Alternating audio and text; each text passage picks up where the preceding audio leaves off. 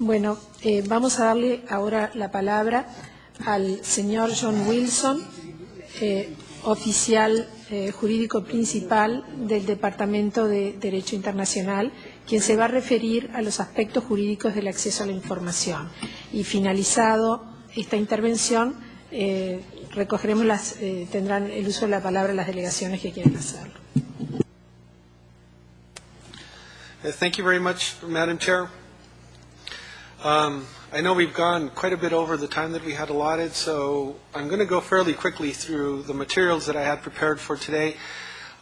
Rest assured, though, that in the meeting report, which will be available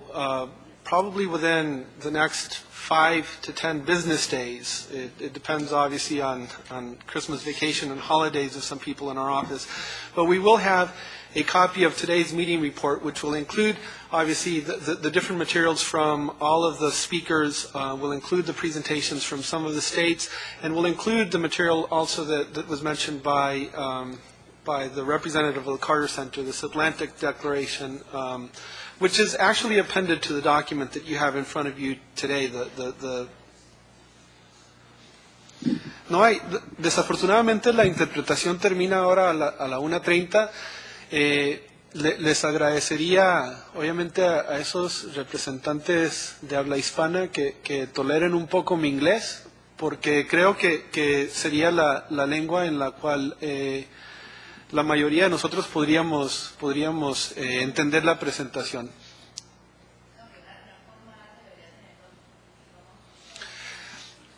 Bueno, como les mencionaba, lo que sucede precisamente por la cuestión del tiempo y la traducción que terminó ahora a la 1:30, yo les pediría la indulgencia para lo de la presentación en el inglés. Gracias.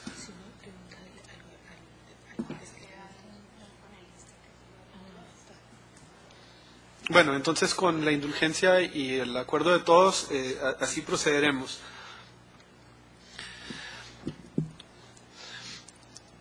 Of the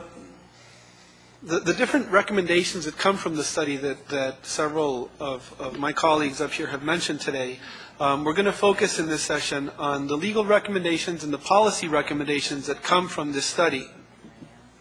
These will be included, obviously, and should be taken into consideration in your deliberations, eventually having to do with the adoption of an Inter-American program or some other Inter-American instrument on access to information. I'm also going to mention very quickly a questionnaire that you all may be familiar with on access to information and to determine the best practices that states should follow with regard to access to information. We're going to discuss the Inter-American Juridical Committee's principles on access to information, which were mentioned earlier by the representative of the Carter Center. And then finally, we're going to discuss some of the issues that you should take into account when determining whether this committee should move forward in drafting an Inter-American program on access to information. Very quickly, the CAJP study, as you know, was a mandate from Resolution 2288 of last year's General Assembly. It was a joint document of the Department of International Law, the Department of State Modernization and Governability, the Inter-American Juridical Committee, the Special Rapporteur for Freedom of Expression of the Inter-American Committee on Human Rights, the Trust of the Americas. This Committee on Juridical and Political Affairs also had a representative and played a role in the drafting of the document, and also representatives of civil society, including the Carter Center. This document, as you're all aware, is in front of you and was recirculated today and was originally presented to the committee on April of 2008.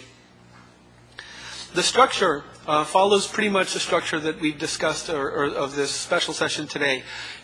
Mentions the aspects of human rights that have to do with access to information, democratic rights, and then provides recommendations, first on policy and then on law. And then finally, there's an annex to this document. Okay, I'm asked to speak in Spanish now, so I think we took a vote, I'm not sure. But I'll continue then en español. Como hemos visto ya a lo largo de la mañana, el estudio de recomendaciones y las presentaciones obviamente establecen que existe un derecho humano establecido en los varios instrumentos de derecho internacional y también en la jurisprudencia, tanto en el sistema interamericano como en el sistema universal. Y esto, dentro del contexto de derechos humanos, obviamente crea obligaciones reales para los estados. Por otro lado, sin repetir mucho también las presentaciones que tenían que ver con el derecho democrático o político, el acceso a la información pública también, como hemos visto, crea algunas obligaciones indispensables para el cumplimiento efectivo de la gobernabilidad, para el cumplimiento efectivo de la democracia y para el cumplimiento efectivo del sistema político de cada país. En sí, entonces, el estudio de la Comisión de Asuntos Jurídicos y Políticos recopila estas cuestiones de derechos humanos, recopila los aspectos de los derechos democráticos y establece, obviamente, que entre esos dos se crean obligaciones positivas a los estados. Partiendo de esa suposición, entonces, el estudio toma el estudio para proveer recomendaciones de cómo los estados deberían de cumplir con las obligaciones impuestas tanto por los instrumentos y jurisprudencia de derechos humanos y de derechos democráticos. Dentro de las recomendaciones, como mencionaba, tenemos las recomendaciones de política que se dividen en dos, que son recomendaciones de política a los Estados miembros por un lado y recomendaciones de política a la Organización de Estados Americanos por el otro. Y finalmente, recomendaciones legislativas de qué es lo que debe contener un marco jurídico, un marco práctico con respecto al acceso a la información pública. De las recomendaciones que se hacen a los estados de política, diciendo dentro del estudio, ustedes, bueno, algunos de ustedes ya tienen conocimiento con este documento, pero lo que hace es que establece que el acceso a la información pública es un derecho inherente a todas las funciones y a todos los deberes y a todas las entidades públicas. Los estados deben de promulgar también legislaciones para establecer este derecho y para promover el derecho, y para esos estados donde existen legislaciones que van en contra del acceso a la información pública, algunas legislaciones que tienen que ver con secretismo o algunas informaciones que tienen que ver con la no divulgación de alguna información, esas legislaciones obviamente se tienen que rescindir. Por otro lado, ya se ha mencionado varias veces, y es una de las recomendaciones más fuertes que se hacen en el estudio, es que los estados deben de dedicar los recursos necesarios para el mantenimiento y para la creación y el mantenimiento de un sistema de acceso a la información pública. Obviamente esto depende de la voluntad de los estados, porque como se ha mencionado ya a lo largo de la mañana, sí existe, digamos, una necesidad bastante significativa con acuerdo de los recursos económicos que serán necesarios para poder crear un sistema efectivo de acceso a la información. Estos recursos obviamente se utilizarían para los últimos puntos aquí de esta lista, que sería la creación de un sistema de apelaciones o de una comisión o de un cuerpo independiente que escuche y que implemente y que siga la implementación de un sistema. Hemos visto como México realmente ha sido uno de los países en las Américas que ha tomado este compromiso y que ha dedicado los esfuerzos y los recursos necesarios para la creación del IFAI, para la creación de toda una infraestructura bastante significativa para asegurar que realmente este sistema pueda funcionar. Entonces, el ejemplo de México creo que nos da ya por lo menos una primera experiencia de qué es lo que se requiere y de cómo se pueden obviamente ir implementando esos recursos. Enseguida, el estudio de recomendaciones de política da una serie de recomendaciones también a la Organización de Estados Americanos. Como mencionaba la representante del Centro Carter, la OEA realmente es uno de los pocos organizaciones internacionales que no tiene una política interna de acceso a la información pública. Esto realmente no significa, digamos, que la OEA le falta transparencia y de hecho uno de los estudios que se ha compartido tiene que ver con con una comparación de qué transparentes son las organizaciones internacionales y la OEA en sí. En este estudio que se ha realizado en una facultad de Derecho acá en Estados Unidos, la OEA tiene un puntuaje muchísimo más elevado y es una de las organizaciones que se estima que tiene mayor claridad y mayor transparencia. Pero en este sentido hay que recordar que esto no se debe necesariamente a que hay una política de acceso a la información pública y, como mencionaron anteriormente, esto sigue siendo una deficiencia dentro del sistema institucional interamericano. Otra de las recomendaciones tiene que ver obviamente con la redacción de un instrumento interamericano sobre acceso a la información pública. Este instrumento podría ser una convención, podría ser un programa interamericano. Obviamente ese es un trabajo que se tiene que llevar a cabo en esta comisión para determinar si quieren un instrumento por un lado, y si la respuesta es sí, entonces para determinar si por otro lado qué tipo de instrumento les gustaría implementar. Otra de las recomendaciones de política es a nuestra estimada relatora acá que siga incluyendo en su informe anual de la Relatoría de Libertad de Expresión una sección que ya ha sido tradicional, que tiene que ver con el acceso a la información pública. Algunas otras políticas y recomendaciones ustedes puedan observar acá, desde trabajar con los estados, desde apoyar desde cada una de las diferentes dependencias de la Secretaría General en las labores mientras los estados vayan implementando nuevos sistemas de acceso a la información pública. Entonces, tornándonos un poco a las recomendaciones legislativas, aquí el estudio, como ustedes también podrán observar, básicamente da seis diferentes tipos de recomendaciones que deben de estar incluidas en un marco jurídico o un marco práctico de acceso a la información pública y, bueno, que eventualmente se deben de incluir ya sea dentro de un programa interamericano, si eso es lo que decide esta convención, o obviamente que se deberán de incluir dentro de una convención o algún otro instrumento que decida la comisión es conveniente para este asunto. En primer lugar, hablaremos de los principios fundamentales, del principio de máxima divulgación que ya se ha mencionado. Hablaremos también de la presunción sobre la cual está creado un sistema de acceso a la información pública, siendo la presunción de la publicidad. Hablaremos del proceso mismo del acceso a la información pública, tanto el proceso de cómo se debe hacer una solicitud sobre acceso a la información por un individuo que está interesado en recibir información por un lado, y por el otro lado, qué es lo que tiene que hacer el Estado para dar o subsanar esa solicitud. Ya se ha mencionado bastante de las excepciones y qué tipo de excepciones deben de existir dentro de un sistema de acceso a la información pública, y tocaremos un tanto en eso, pero último hablaremos de lo que se debe crear en cuanto a un sistema o a una comisión o algún tipo de cuerpo jurídico o administrativo que dé seguimiento obviamente a la implementación por un lado y que sirva como un sistema de apelación para esos casos en donde a un individuo se le ha negado el acceso a la información pública.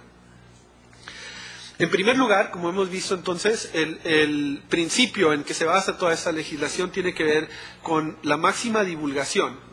Y en este sentido entonces es que toda la información en manos o en poder del gobierno viene siendo información pública y tenemos la presunción, como mencionaba, de que esta información se debe divulgar. La regla en sí debe ser el acceso, y la excepción, para muy pocos casos, entonces debe ser el secretismo, una excepción, como lo dice su palabra, realmente excepcional. Por otro lado,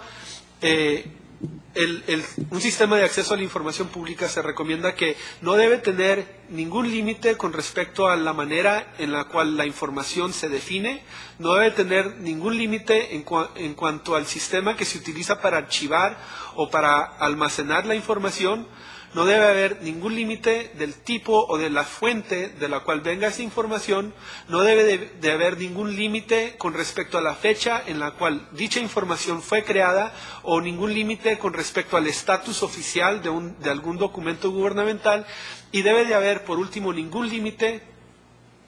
en cuanto a si la información se determine que es secreto o que es clasificada.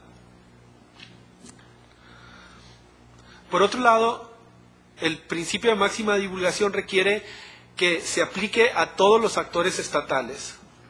En este aspecto habíamos escuchado la presentación del representante de Argentina, en donde, a pesar de los grandes logros que se han llevado en ese país, el decreto en Argentina, se mencionaba, sigue aplicando solamente al poder ejecutivo del gobierno. Y sin embargo,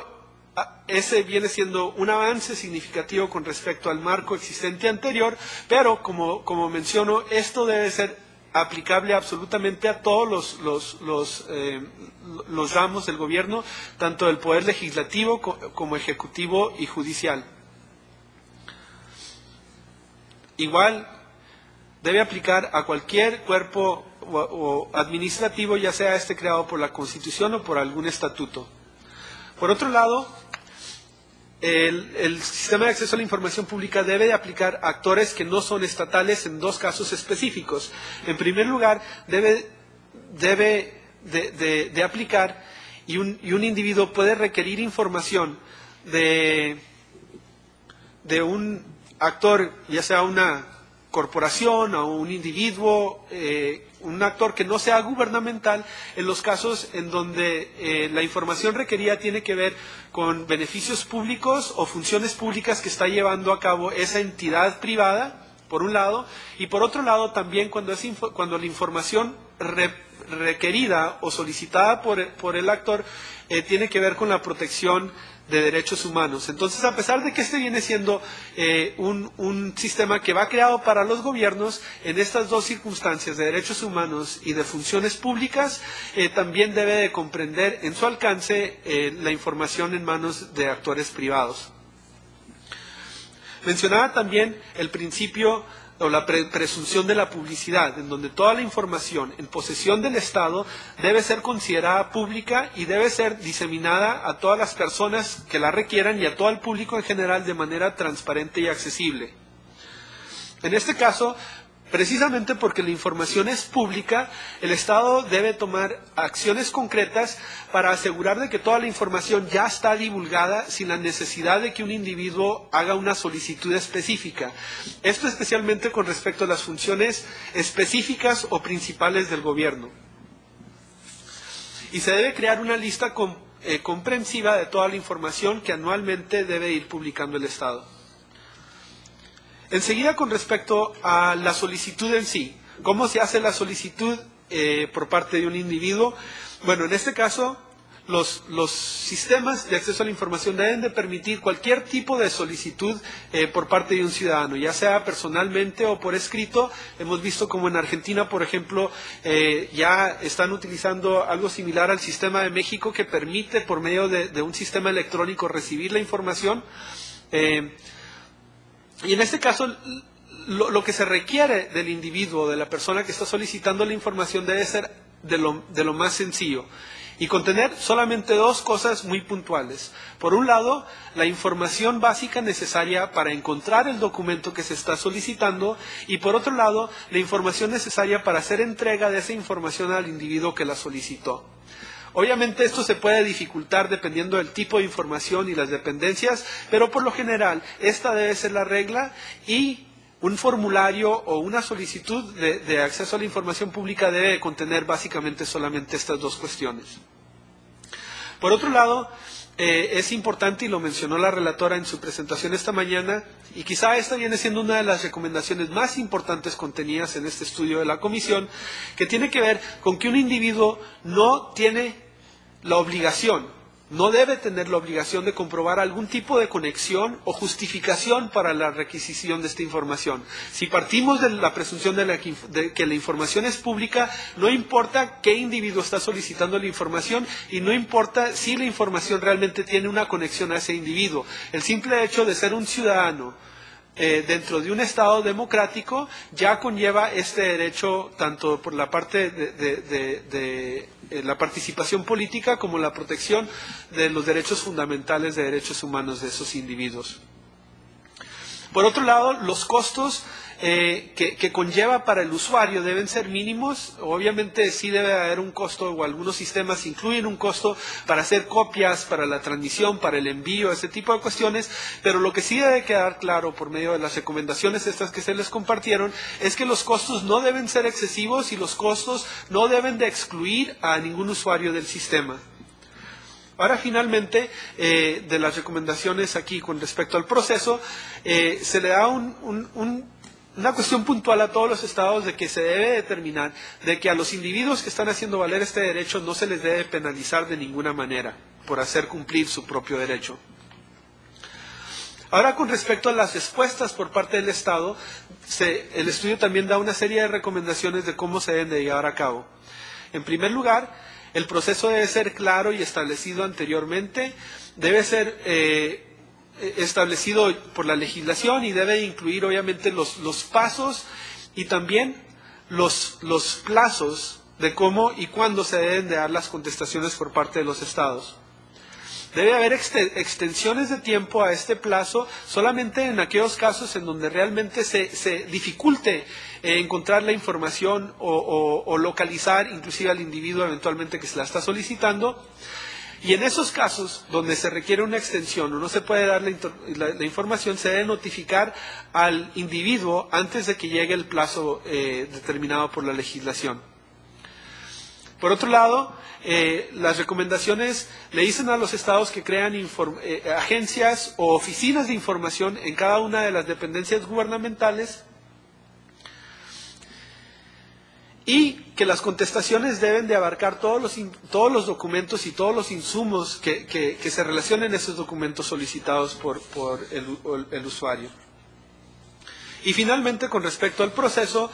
una vez que un individuo ha solicitado información por parte del gobierno, esa información debe ser divulgada a todo el público. Es decir, no solamente se entrega a un individuo en sí, sino que esa misma información, en ese instante que se ha divulgado a un individuo, obviamente se debe publicar para todo el público en general. Enseguida, ¿qué sucede en esos casos en donde no se le da respuesta satisfactoria al solicitante de la información? Aquí, obviamente, que sí va a suceder, ya sea por legislación, por las excepciones que vamos a ver en un minuto y que hemos visto a lo largo de la mañana, o por cualquier otra información, negligencia, etcétera, se le debe de entregar por escrito al solicitante la solicitud y el hecho de que la solicitud no se va a poder subsanar. Este escrito debe contener la razón por la cual la información no se va a poder proveer al individuo y debe dar información tanto del por qué no se le va a entregar al individuo por un lado y por el otro lado se le debe dar información de cuáles son sus derechos después de que esta información no ha sido entregada, cuáles son básicamente sus derechos de apelación. Debe incluir sanciones en contra de los oficiales públicos que no cumplan con sus obligaciones, por un lado, y no voy a hablar aquí mucho de las excepciones del sistema, porque por un lado ya se han mencionado a lo largo de la mañana, pero sí me gustaría mencionar, bueno, el punto último acá es que the burden of proof, la carga de la prueba dentro de un juicio se debe transferir al Estado, es decir, es el Estado el que tiene la responsabilidad de poder justificar que una excepción sí existe. En ningún caso se le debe poner esta obligación al individuo, en donde el individuo tiene que justificar que la información realmente está sujeta a divulgación. Aquí también me quisiera mencionar que hay algunas excepciones a las excepciones y en casos en donde hay una excepción debe de haber también un interés superior del público para casos en donde ya sea el cuerpo que está encargado de implementar el sistema de acceso a la información o el ente constitucional o judicial que está tomando las determinaciones va a balancear si una excepción que ya ha sido invocada tiene mayor interés público que el interés en divulgar esa información. Y en el caso donde el interés público es más grande que el interés público de la excepción, entonces la divulgación debe de ocurrir a pesar de que ya existe esta excepción.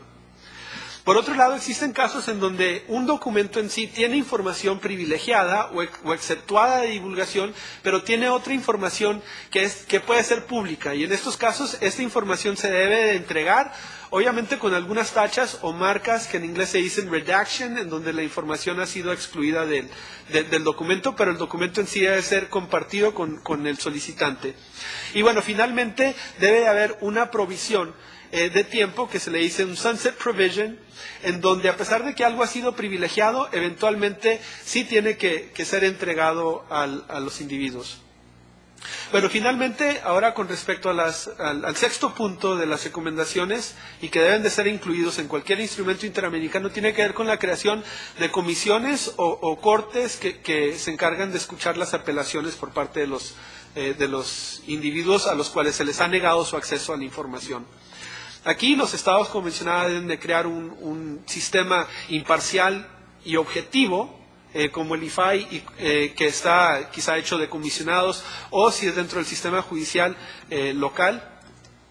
Debe asegurar de que en cualquier caso de que haya alguna infracción al derecho de acceso a la información, los individuos tengan la información y puedan acceder a este cuerpo independiente. Bueno, y finalmente,